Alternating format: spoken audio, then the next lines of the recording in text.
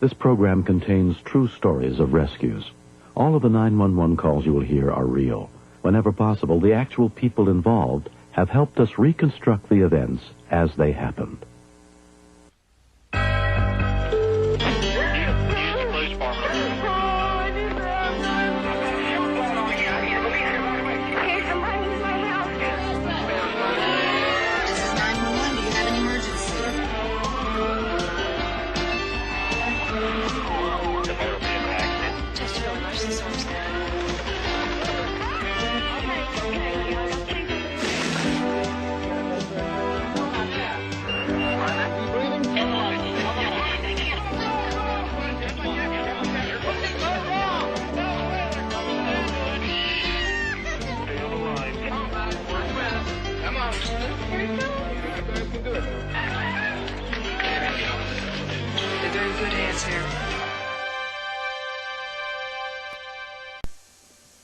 When the safety of our world is threatened, we often have to rely on the knowledge and skill of strangers to survive. I'm William Shatner. Tonight on Rescue 911, true stories of teamwork and commitment in the face of extraordinary odds. We begin on June 28, 1992, in the skies above Southern California, as Danny Sadik and his father-in-law, Bill Nelson, were flying in an experimental aircraft to the town of Big Bear. That was the first day that Danny and Dad had gone up in the plane. And, of course, that was the day of the earthquake, the big earthquake. Around 8 a.m. that morning, a large earthquake struck the town of Big Bear, causing widespread damage. That quake seems to be in the 7.0 category. It certainly felt that way. Most of the damage we had... It was very busy. We had major road closures on all 3 roads leading into and out of the Big Bear Valley. Telephone communications were down, and it knocked our communication out here at the Sheriff's Dispatch Center. We were literally running back-to-back calls for reports of chimneys down, buildings down, had people that had strokes, everything you can imagine. And for a small paramedic service, you know, we weren't ready to handle that number of calls.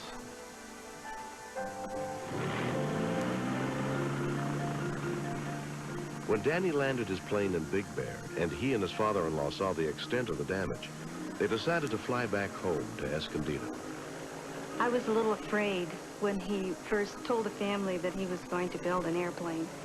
But Dan is a very intelligent man, and I have a lot of confidence in him. Sheriff's Deputy Robert Copley was on his way into work early to help with the town's rescue operations.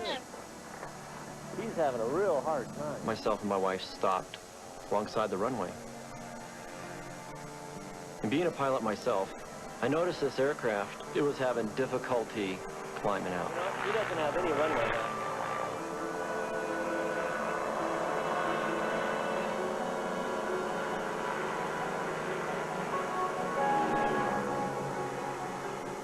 I watched him cross over the end of the runway, and he was still having difficulty climbing.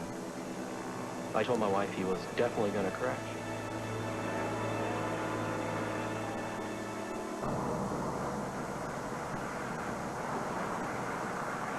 Barry Grant and his wife Ann were vacationing in Big Bear. I saw 2 fellows on the side of the road kind of looking in the air, pointing. They're looking at something. What are they looking at? And then he drove a little further, and there was a break in the trees, and he said, Ian, there's something down over there. I'm a pilot, and my eye keenly picked up the blue and white tip of the wing. I knew immediately as soon as I saw just that tip. That's an airplane down. Somebody's down. Danny Sadik and his father-in-law had been on their way home in an experimental aircraft Danny had built when the plane crashed in an open field. Off-duty sheriff's deputy, Robert Copley, had seen the plane go down and radioed from his pickup truck for help. Much of the footage was taped as the events unfolded.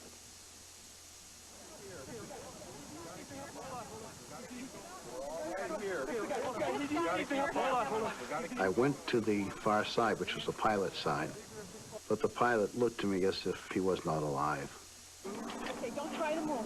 Barry directed me to the passenger, and I glanced over there at the pilot. I thought that I saw bubbles in the blood in his mouth, and so I thought, I think he's alive. Okay. You're going to be okay. No. We need to cut him out. I'm a nurse in an operating room, and I think he was real close to dead when we got there. Okay, you want to cut him out? Okay. Yeah, cut him out. Hold on, let me get under here. Hold on, let me get it good. Hold on.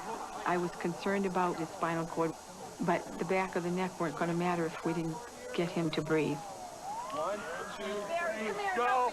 Right here. Get under go. his back. Go. Bring down. Okay, let him go out. Get his clothes out. Cover him for shock. You're going to make it. I was concerned that if I move this blood clot that's around his nose, am I going to get more of a gush if this is arterial? But I elected to move the blood away to get some air through. Just gently. Take some deep breaths. That's it. Good. Okay, good.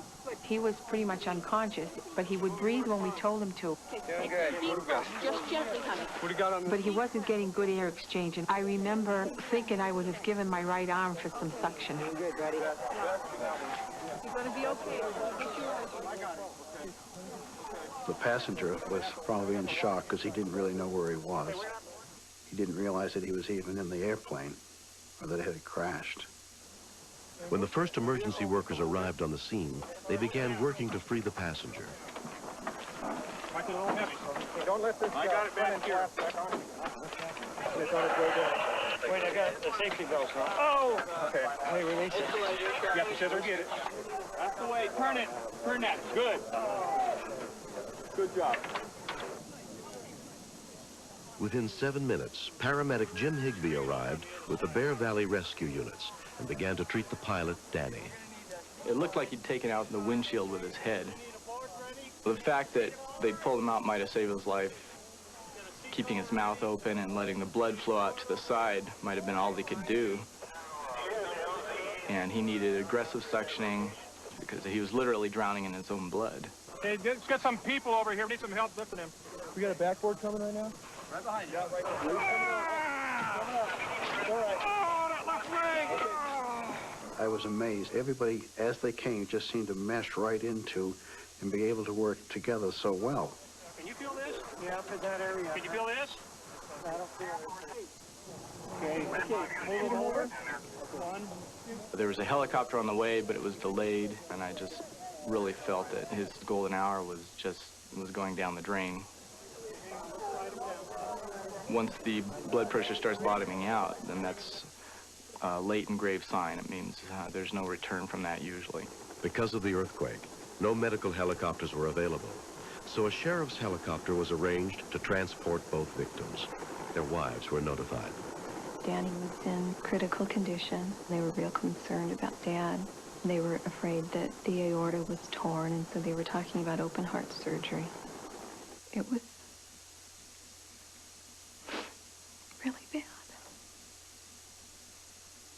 It was like a dream, a nightmare. And you don't know what's going to happen, but you hope that you can go through and not break down. Danny was admitted to San Bernardino County Medical Center under the care of neurosurgeon Margaret Wacker. When Danny was in the field and not breathing well, he wasn't getting oxygen to his brain. That could cause people to have a lot of brain injury. He's got some fractures around his face, around the base of his skull. She told me that he could lose his memory and his personality could change and his judgment could be affected. Sometimes I think that only the thing that scared me the most was that he might not remember me. Bill Nelson's leg was badly broken. His internal injuries proved to be minor. By the next day, his wife Marty could already see improvement. Bill looked like he had just woken up from a nap. He had bruises on his body, but he didn't look that bad to me at all. Oh, what a relief. What an absolute relief. What happened? But he didn't remember anything. And I go, you've been in an air crash, honey. You were in an airplane crash. He goes, airplane crash? He didn't know anything about it. He didn't remember anything. For 3 days, Kathy Sadik saw no sign that her husband Danny was going to recover. The kids send their love.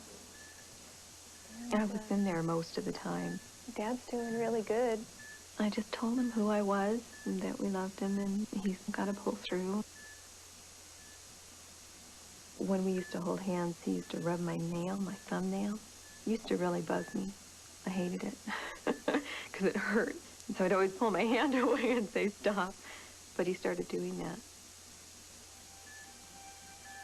And I was glad he remembered me.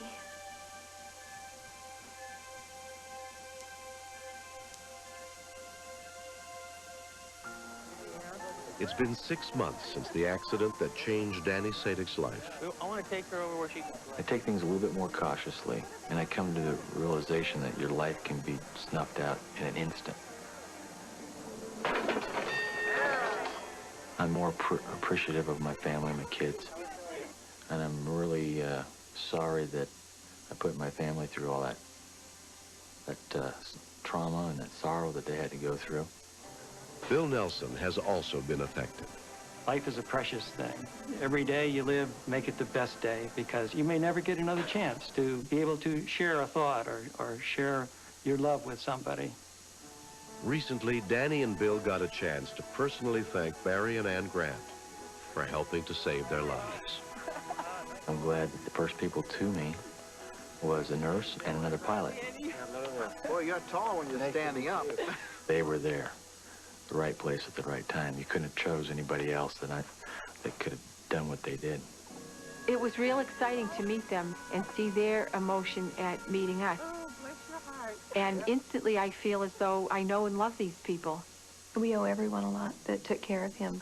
The medical personnel and everyone were really wonderful, especially Ann and Barry for being there, because I'm sure he would have died. You're special people, and don't you ever forget it. You're very special, and we'll never forget you, believe me.